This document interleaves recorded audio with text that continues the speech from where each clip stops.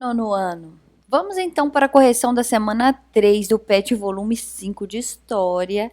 E o tema de vocês é a ditadura civil-militar e os processos de resistência. Nós vamos direto para a atividade, porque é bem grandinho e nós temos muita coisa para falar sobre, tá? Então vamos lá, atividade número 1. Durante a ditadura civil-militar de 1964 até 1985, a sociedade brasileira passou por um processo de reorganização marcada por aspectos políticos, culturais e econômicos. A distribuição de renda durante esse período foi um dos principais aspectos de aprofundamento das desigualdades sociais no país. Analise o gráfico com atenção e responda às questões propostas. Aí nós temos aí um gráfico que é da distribuição de renda no Brasil. Então você pode analisar: o azul é o mais rico, o verde os intermediários e abaixo aí de amarelo são os pobres, que são 50% da população. Veja que 10% são os mais ricos. Então vamos às questões. Letra A. No grupo dos mais ricos, 10%. Em azul, ao longo das décadas de 1960, 70 e 80, o que ocorre com o tamanho de sua renda? Então, se você vir aqui neste gráfico, você vai ver que a renda deles ampliaram, aumentaram. Então, você vai colocar: tiveram suas rendas ampliadas, aumentaram. B. No grupo dos mais pobres, 50% em amarelo, ao longo das décadas de 1960, 70 e 80, o que acontece com o tamanho de sua renda? Se você analisar bem, ela vai só, diminuindo. Então, tiveram suas rendas diminuídas. Letra C. Os movimentos de resistência à ditadura, em parte, podem ser explicados pela insatisfação popular ao regime, seja pelos abusos cometidos ou pelas crises que se estabelecem nesse período. Comente a participação dos movimentos de resistência à ditadura no Brasil e destaque suas principais reivindicações.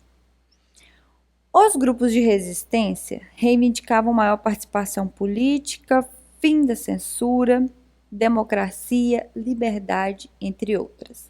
Nós vamos ver aqui também que nós tivemos no Brasil a resistência armada. A resistência armada contava com 3 grupos principais: a ALN, que é a Ação Libertadora Nacional, a VPR, Vanguarda Popular Revolucionária, e o MR8, que é o Movimento Revolucionário 8. Essas organizações praticavam assaltos a bancos para conseguir dinheiro para suas lutas e sequestro de diplomatas estrangeiros para trocá-los por presos políticos. Em 1969, por exemplo, os guerrilheiros sequestraram o embaixador estadunidense Charles Burke e o trocaram por 15 presos políticos. Então, gente, não era só um protesto pacífico que tinha de resistência, não. A luta armada no Brasil, durante os governos militares, ela se intensificou e surgiram várias organizações armadas cujo projeto era implantar o socialismo, a ditadura do proletariado por meio da guerrilha. Então, como vocês podem ver, as várias organizações guerrilheiras atuaram na época e tinham alguns pontos em comum. Eles criticavam a via legal para chegar ao poder e implantar o socialismo, defendiam em sua maioria os princípios marxistas e leninistas, segundo as quais a classe revolucionária era o operariado, e acreditavam ser um grupo de vanguarda, de elite, que guiaria as massas, despertando a classe operária para o papel que lhe cabia na Revolução Socialista. Por que eu falei tudo isso para vocês? Para vocês saberem que a resistência armada também foi um tipo de resistência dentro da ditadura civil-militar. E para vocês verem também o que eles reivindicavam. Atividade 2. Durante as décadas de 1960 e 70, cada vez mais o movimento estudantil organizado pela UNE se tornava um dos principais canais de resistência à ditadura. A morte do estudante Edson Luiz em 1968 se tornou um símbolo do movimento contra a ditadura civil-militar no Brasil. Letra A. Quais eram as principais demandas dos estudantes naquele período? Liberdade de expressão, política e social. Eu coloquei um trecho aí explicando mais detalhadamente o que seria essa participação da UNE. Nas décadas de 1960 e 70, o movimento estudantil universitário brasileiro se transformou em um importante foco de mobilização social. Sua força adveio da capacidade de mobilizar expressivos contingentes de estudantes para participarem da vida política do país. Com suas reivindicações, protestos e manifestações, o movimento influenciou significativamente os rumos da política nacional. Aí eu coloquei para vocês a referência de onde eu retirei esse trecho, tá? B. Pesquise sobre outras pessoas perseguidas, presas ou mortas pela ditadura e monte uma pequena ficha biográfica. Você pode usar o modelo abaixo. Aí tá o modelo, o nome da pessoa, o ano de nascimento, né? E quando desapareceu. Aí o que eu fiz? Eu fui lá no site, né, memoriasdaditadura.org e peguei lá e fiz o print e coloquei para vocês aí. Os primeiros que apareceram lá, eu coloquei aí para vocês aqui também. E vocês podem escolher ou algum desses para fazer ou ir lá no próprio site e retirar lá das pessoas, né, o trecho lá, ou copiar quem vocês acharem lá que deve colocar. São vários, são muitas pessoas. Atividade 3. As canções populares também são importantes fontes históricas. O tropicalismo foi um movimento artístico que reuniu diferentes cantores como Caetano Veloso, Gilberto Gil, Gal Costa, entre outras. O movimento artístico buscava recuperar elementos da cultura brasileira para a composição de suas músicas. Uma das canções inspiradas nesse movimento, de nome Cálice, de Chico Buarque e Gilberto Gil, composta em 1973, foi censurada pelo governo Médici, um dos períodos mais repressivos da ditadura.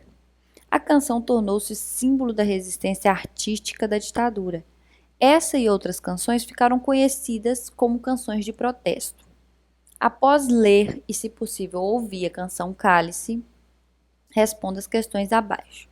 Aí a canção fala o seguinte: Pai, afasta de mim esse cálice. Pai, afasta de mim esse cálice. Pai, afasta de mim esse cálice. De vinho tinto de sangue, como beber dessa bebida amarga, tragar a dor, engolir a labuta. Mesmo calada a boca, resta o peito. Silêncio na cidade não se escuta. De que me vale ser filho da santa?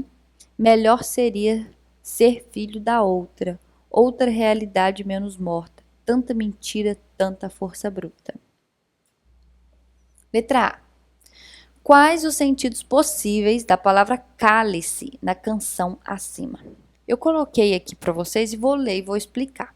Ó, reparamos na semelhança de sonoridade entre cálice e cálice, como se suplicasse: Pai, afasta de mim esse cálice.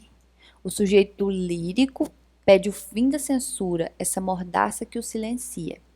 Então, esse cálice aí faz referência a calar. E também, quando a canção demonstra um duplo sentido, quando fala Pai, afasta de mim esse cálice, está fazendo uma menção aí, né, ao cálice, aquele oferecido por Jesus Cristo na ceia e tal, né? Então, tem dois sentidos, né? A intenção deles era incutir nesse cálice que faz referência bíblica para o som que essa palavra dá ao referir sobre calar-se. Entendeu? Letra C.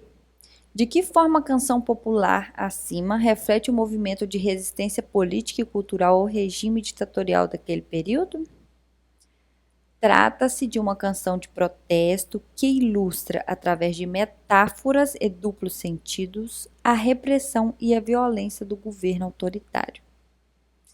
Letra C. Você conhece uma outra canção popular do período que também tenha realizado uma profunda crítica ao regime militar? Elabore uma pequena ficha apresentando o nome da composição, a data e as principais críticas presentes nesta canção. Nessa letra C eu coloquei no próximo slide, que é esse aqui. Resposta da letra C. Eu escolhi a música O Bêbado e a Equilibrista de Aldir Blanc. Aldir Blanc, gente, é um compositor muito famoso no Brasil, né, dono de inúmeras letras muito boas. E ele faleceu este ano, em 4 de maio de 2020, né, por uma infecção generalizada em decorrência do coronavírus, infelizmente, né? Mas a canção que ele deixou escrita tem o seguinte trecho: chora a nossa pátria mãe gentil, choram Marias e Clarices no solo do Brasil. Mas sei que uma dor assim pungente não há de ser inutilmente. A esperança dança na corda bamba de sombrinha, e em cada passo dessa linha pode se machucar. Aí eu coloquei aqui. Essa música foi cantada por Elis Regina, lançada em 1979 no álbum Essa Mulher, de Elis Regina. O Bêbado e Equilibrista foi adotado pelos brasileiros como um hino da anistia em referência à lei que concedeu o perdão aos perseguidos políticos e abriu caminho ao retorno da democracia no país. Aí eu coloquei aqui, ó, a nossa pátria mãe gentil é um verso do hino nacional, né? Também é usado para ironizar o sentido de nacionalismo, denunciando que os cidadãos brasileiros são mortos e exilados por um Estado que deveria protegê-los. Aí na hora que fala aqui, choram Marias e Clarices, elas falam o quê? Menciona a dor de Marias e Clarices em referência às mães e viúvas de presos políticos. E aqui ele termina, né, esse trecho, né, com a mensagem de fé, que toda luta de pessoas contrárias ao regime, que sonhavam com a abertura democrática, não seria em vão.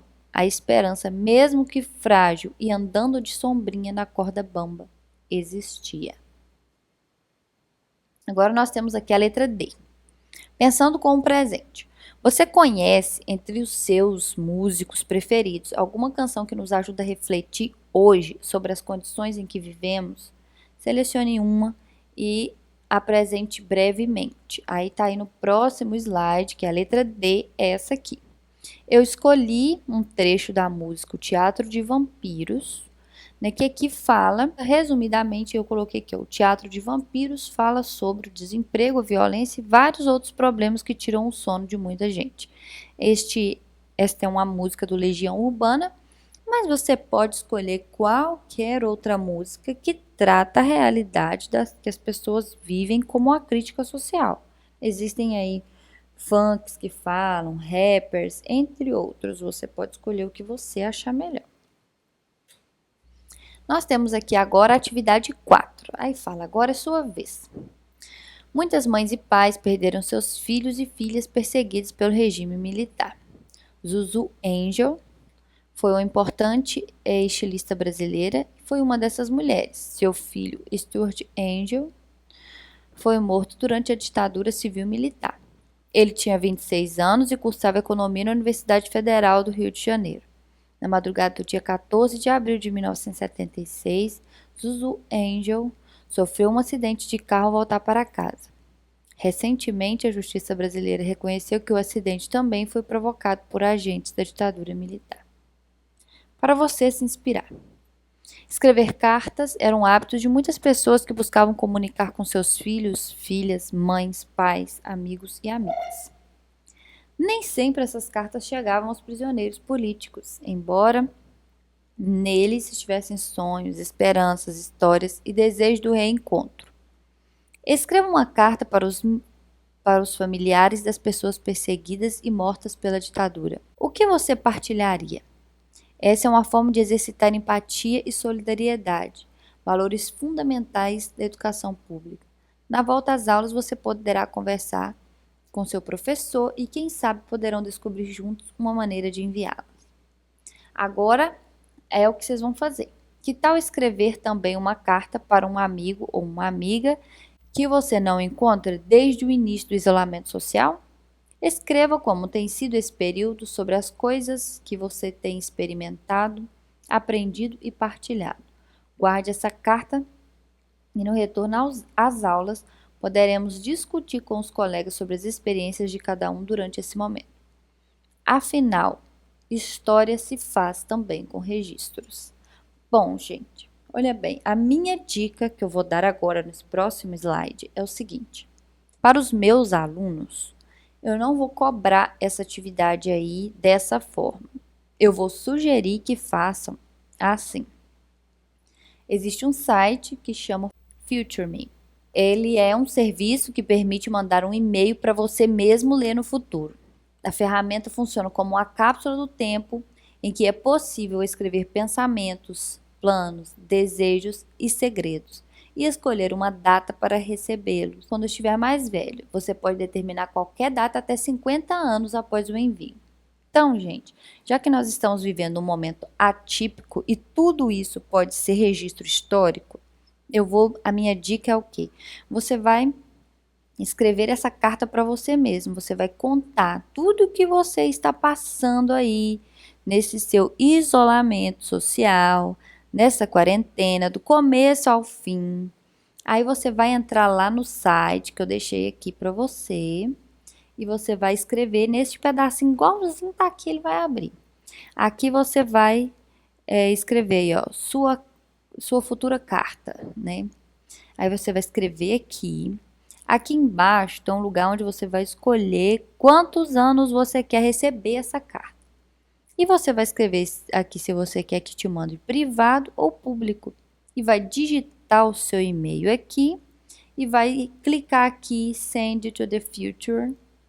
Aí, tipo, mande para mim no futuro. E aí, quando completar a quantidade de anos que você pediu para que essa carta fosse enviada para você, você vai recebê-la. Então, é bastante interessante. Então, faça essa carta, envie para você mesmo. Conte tudo o que está acontecendo. Quem sabe a sua carta ainda não fará parte aí dos trechos que contaremos futuramente o que aconteceu na história do mundo, né, na história do nosso país, da sua cidade, nesse período aí de pandemia, né, que é um momento que a gente nunca havia passado antes. Então é isso, se foi útil, curte, se inscreva, compartilha esse vídeo com seus colegas e eu acho que foi bem legal essa dica aí no final, não foi? E se você tiver escrito a carta, por favor, deixa nos comentários aí para eu saber.